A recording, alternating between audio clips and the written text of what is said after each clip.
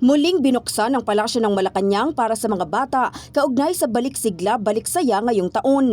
Ayon sa Presidential Communications Office, nasa mahigit 30,000 mga bata ang nabigyan ng munting regalo. Ginanap ang main event sa palasyo ng Malacanang kung saan dumalo ang nasa 2,199 na mga kabataan. Ngunit ayon sa PCO, sabay din na ginanap ang naturang programa sa 17 pang mga local government units sa Metro Manila at 3 LGU sa Visayas at Mindanao at sa 62 DSWD centers nationwide. Maliban sa gift-giving, meron ring carnival at iba't ibang entertainment para sa mga bata. Sa mensahe naman ng Pangulo, sinabi nitong tradisyon na ng kanilang pamilya na buksan sa mga bata ang palasyo tuwing Kapaskuhan. At alam niyo naman, basta pag Pasko, ito ay open house namin dahil ganyan talaga ang naging tradisyon sa pamilya namin, pamilya Marcos.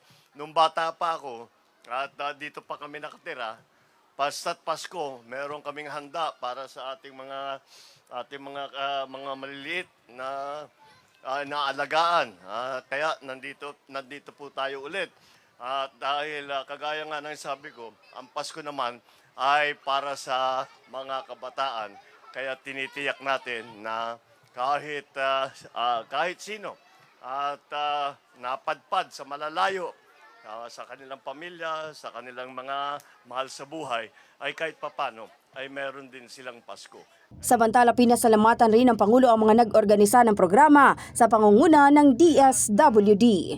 In the heart of changing lives, ito si Brigada Maricar Saragan ng 105.1 Brigada News FM Manila, The Music News Authority.